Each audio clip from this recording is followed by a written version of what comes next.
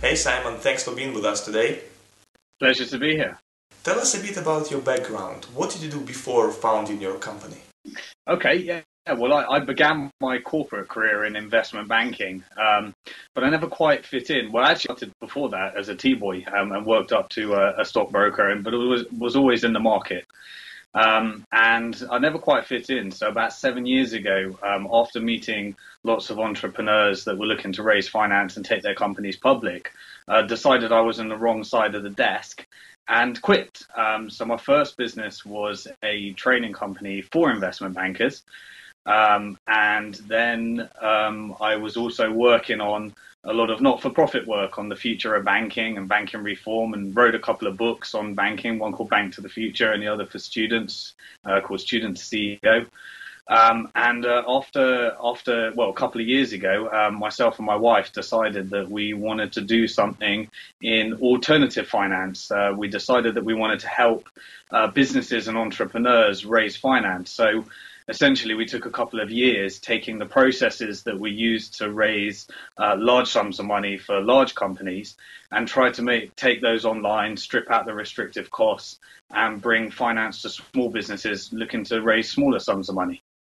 What is the main idea behind Bank to the Future? Yeah, well, Bank to the Future in its simplest form is an online crowdfunding platform. What that means is businesses and entrepreneurs that are seeking finance, they create an account with us. And they create a profile for themselves, and we give them what's called a capital score, which is where we measure their online behavior, their online influence, as well as their credit scoring and identity checking. They answer a few simple questions online, and by the end of the process, we tell them the best way of raising finance. So if they're very early stage business, then we do what's called rewards-based crowdfunding. And that's essentially where you upload a pitch of your idea, your business, and you offer people that would like to donate, and your friends, your family, the crowd, your Twitter followers, your Facebook followers, your suppliers, your joint venture partners, you offer them rewards. So an example might be, let's say that you were looking to create you were looking to bring a new website to market. You might say that people that actually donate £10 to the creation of your website will get £20 worth of membership or something like that. The second thing is if you're a little bit further down the line and you've got a good management team, you've got a good investment pitch, you're investment ready, what we call it, then you can offer shares to the crowd and you can reach out to investors who can invest as little as £10 to combine new forms of money from people that want to invest small sums with larger angel investors that might want to invest. And finally, if you're credit worthy, then rather than borrowing from a bank, you can borrow from the crowd as well. You set the interest rate you'd like to borrow from, and we'll match you up with investors that are looking to lend to businesses at that rate. So what we've done is really taken the different types of finance, put them online, and made it accessible for people that want to pitch themselves and get some money into business. So can I call it peer-to-peer banking? You could call it. We're not doing banking because banking involves a lot more tighter regulation than what we're actually doing. But what we have done is taken loans. We've taken the process of doing essentially a public offering with for your company for small. And we've taken these alternative finance methods and put them online, really. At the moment, there's nothing that we're doing that actually requires any kind of banking license.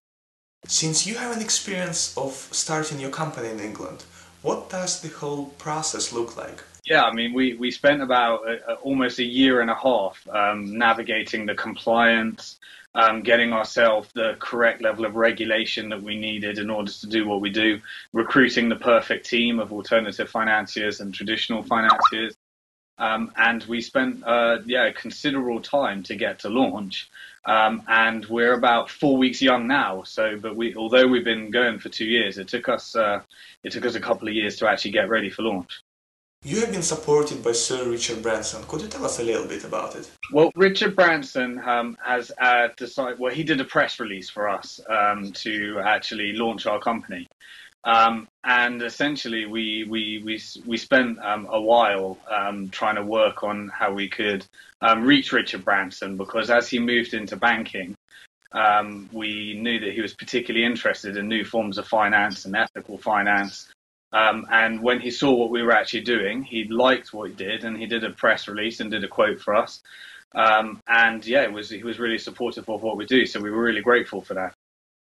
Why crowdfunding became so popular these days? Well, the reason crowdfunding is popular because it's very timely. At the moment, right now, it's very, very hard for businesses and ideas to raise finance. We're in a situation where we believe banks aren't really going to be lending to small to medium-sized businesses in the future. Venture capitalists, particularly in the UK, is a very, very small market. It's only for those who have 15 years of management team, very experienced management team, and even then a tiny percentage of them raise venture capital finance. We also have an angel market, which is it's pretty hard for people to access. So if you don't have good contacts, then it's pretty challenging. And also, many of the angel investors and entrepreneurs, they may not necessarily have an aligned vision. So most angel investors, they want you to sell your business within 3 to 5 years. Well, many entrepreneurs may need 10 years to build something great. It may be too soon to sell it, something we experienced as well. But so we're in this moment right now, really, where the traditional forms of finance are not really there. And also we have the internet and the social media at a time today when everybody has a voice, they can build a following, and they can use that following if they behave well online in order to actually raise finance from the people that are most interested in what they do. What was the overall effect of financial crisis 2008 on British economy? Well, it was massively affected. We've been running a Ponzi scheme for a long time in our financial services. And it's interesting because I wrote a book called Bank to the Future, and I talk about these 3 trends. One of the trends is that we live in what I call the economy of freedom. The economy of freedom means that it's never been easier to set up in business. It's never been easier to build a career out of your skills. Essentially, your startup cost is a smartphone, an internet connection, and a laptop. People have those already. So if you've got those, then your office is Skype, and we're in an environment where you can have your own broadcasting channel through YouTube, and you can build your tribe through Facebook and Twitter. So getting started has never been easier. At the other side of the fence, we have this broken financial system, but the government are trying to patch it up and do some patchwork on a system that's not going to work. And that, because we're relying on banks for essentially almost all money in our economy, when they stop lending, it has a really, really regressive effect on our economy. At the very same time, we're in this interesting scenario where it's quite challenging being in business. The reason being is because what you used to be able to sell, you almost have to give away free now. So we're moving into an economy where you have to be a lot smarter in business, because you have to figure out how to make money in an economy where almost everything is becoming free. So we've got these 3 trends that are coming together, and we're in the most unique time in history because of those 3 trends that are coming together. Apart from being an ex-investment banker and an entrepreneur, you're also a writer. In your last book, called Bank to the Future, Protect Your Future Before Governments Go Bust, you describe the importance of several hugely disruptive technologies and the rules of money, technology and finance. Who is your targeted reader? Well, it's a bit of a strange book. I wrote the book purely for the people that I like to hang around with the most, which is entrepreneurs and businesses.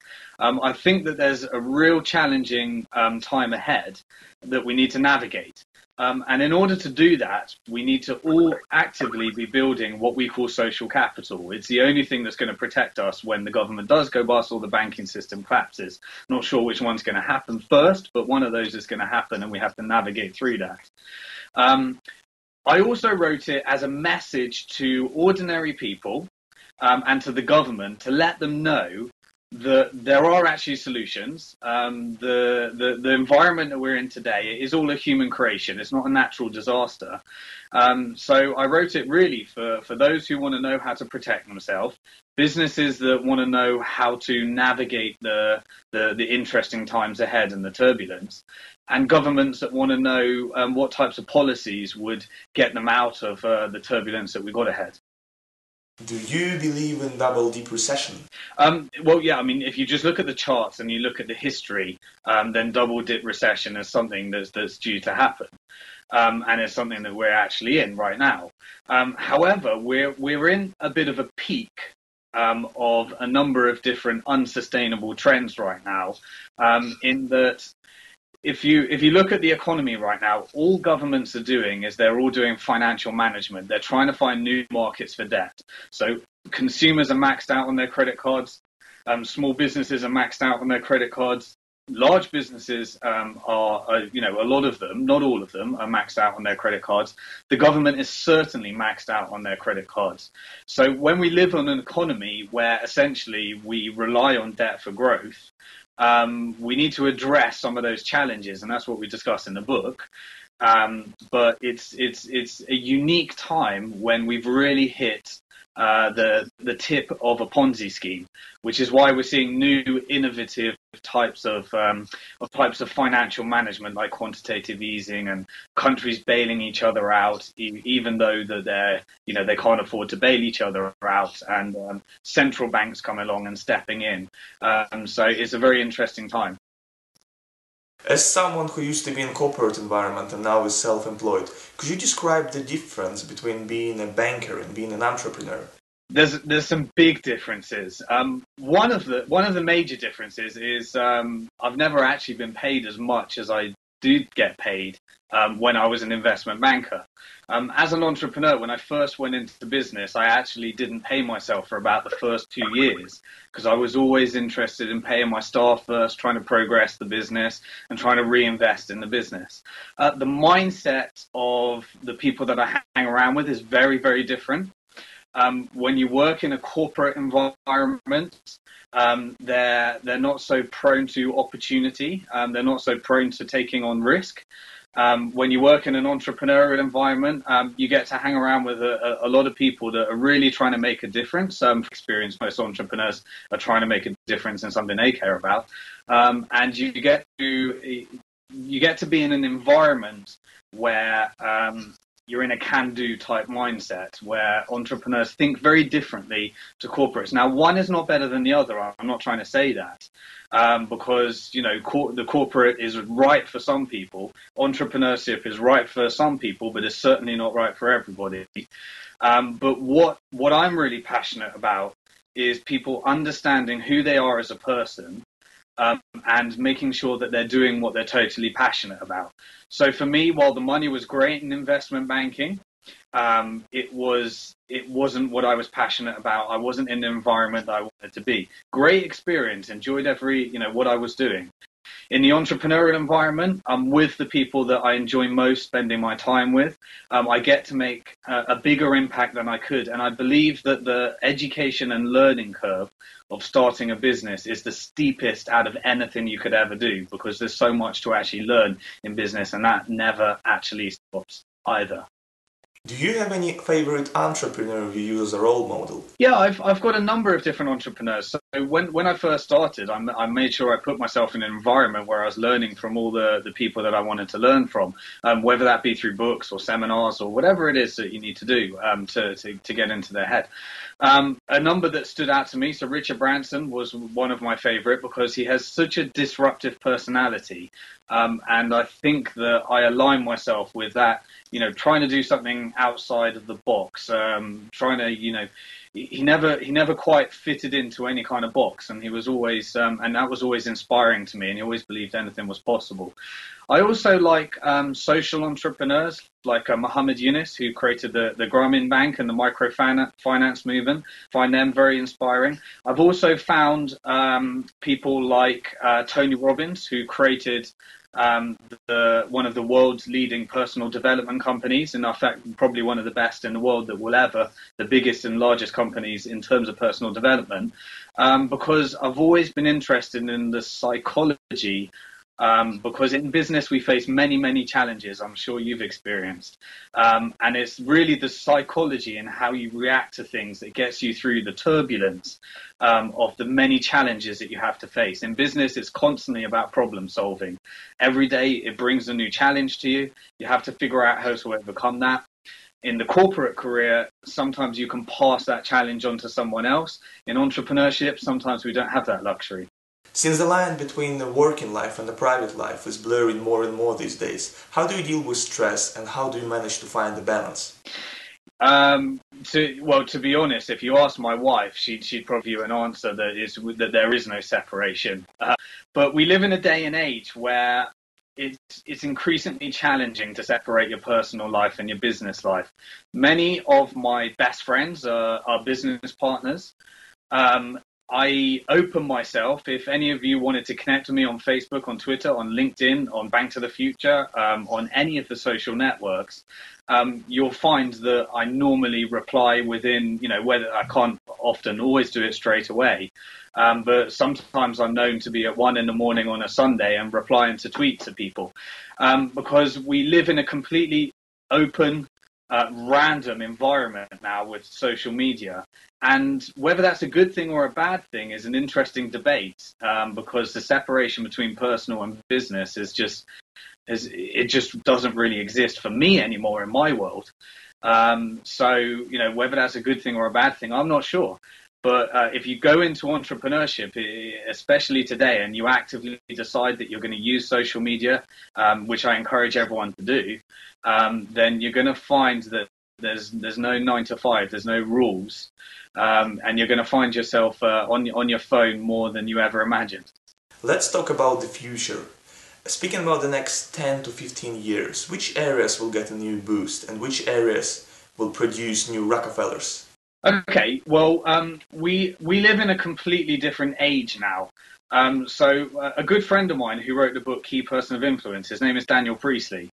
He talks about these different ages that we're in. The first was the Industrial Revolution. So in the Industrial Revolution, it was all about inherited wealth.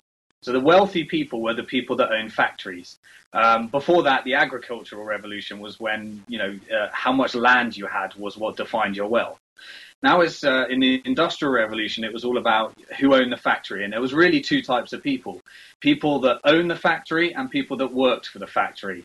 Well, today, thanks to the 7 hugely disruptive technologies that we talk about and the internet and the social media, we've moved from an industrial revolution where Rockefellers, produced vast wealth by owning large, huge assets and distribution channels, to a world now where Silicon Valley pays for us all to use resources like Facebook and distribution channels like YouTube and services like Skype. So really, Silicon Valley is paying for all of the distribution channel, which is making it increasingly more and more available for people to set up and be entrepreneurs. So Daniel Priestley talks about the entrepreneur revolution. And the entrepreneur revolution means that now, because we're connected on a global scale, we can all follow, we can build tribes around us being our own personality, us building our own tribes around really interesting niches, quirky things that were never possible before. So what we're seeing is we're a movement from a Rockefeller, a few people, dominating certain industries, to a world where everyone can set up and be, independent and lots of small businesses. However, at the same time, we do have a financial system which is completely redistributing wealth from poor to wealthy. So anyone that's in control of the financial monopolies that we have today, anyone that's on the right side of the curve there, is still experiencing vast wealth. but we're in a system that's, the financial system is going to have massive reforms ahead, and it's the existing one's definitely not going to exist like that in 10 years' time. So once we have the financial friction that's holding on to the banking monopolies and the financial monopolies that we have, which are being disrupted, then you're going to see a lot of redistribution from huge people owning large sums of wealth to a lot more equality with people being able to live their lives the way that they choose. What is the role of academic education, and what do you think every student should do to succeed after graduation? Well, I don't know if your experience was similar to mine, but I did the traditional education. I did a degree in economics and I did a master's, and none of that was useful in my real world use, really. I mean, is it useful to have a piece of paper? That's what university seems to have become. I'm not talking about every degree. There's certain areas where education plays a hugely important role. If you want to be a doctor, then please go and do a degree, go and do your PhD, do whatever you need to do. But where I studied in economics, it was complete misinformation that I was actually learning, which I later found out. But the role of education, I don't think that education has any role in educating people in how to be in business. I personally don't think that MBAs are useful until you've had maybe 10 years experience in corporate or business or whatever it is. But what's interesting now is that we live in a day and age where it's very hard to monetize information. So universities have been monetizing information for years. But really, they can't keep up with the speed and pace at which information is happening, because your best thinking today is actually going to be your worst enemy tomorrow, because information is moving so fast. Now, university are teaching the best information from, in some cases, 50 years ago. In other cases, maybe 5 years ago. And the syllabus just can't catch up with the pace at which things are moving today. I mean, so much information is flowing at us today. So university is moving more towards ticking boxes and having pieces of paper, as opposed to the information that's useful for us on a practical level. That also varies country to country. In Germany, they've always had an education system where you learn the skills that you're going to use in your life. In UK, we seem to have a system where you're ticking boxes and pushing paper, really. So how that's going to change is interesting. All I know is that as a recruitment strategy, we do not place much importance on people's degree. We're way more interested in people's experience, what they've gone out and done in the world. We're way more interested in their personality, their value proposition that they can bring to the world. And if I were to do it all again, has my degree been useful? Yes, it was a good time. It was useful later. However, if I had spent 4 years getting practical experience, I think the value proposition that I could bring to the world in an environment where everyone has a degree and everyone has a master's, I think that's the edge that people are looking for now. They're looking for people that can actually do stuff which business needs. Do you believe an online education can keep up with the change you just mentioned? Online university is a really interesting space. I'd be more inclined to believe that Apple would be someone that could disrupt university, or I'd be more inclined to think that Google Education could be the university of the future. Now it's time for table tennis questions. Mm-hmm. Steve Jobs or Bill Gates? Steve Jobs. iPhone, BlackBerry or HP? iPhone. Tea or coffee? Tea. Going to a party or staying home? Staying home. Which car, BMW or Mercedes? Mercedes. Fruits and vegetables or fast food? Fruits and vegetables. Egg or chicken, what came first? Egg. Being married or not being married? Being married. God believer or atheist? Ooh. I wouldn't put myself in either category. In the middle. Somewhere in between. Right. List. What would you advise for those people who are watching us right now and want to start up their own company but have some doubts? Well, I think that, the first thing is anything is possible. It really is. it's about taking baby steps, I'd say. So maybe if opening a business is quite intimidating, there's a lot involved in that. So why don't you start with creating some kind of event?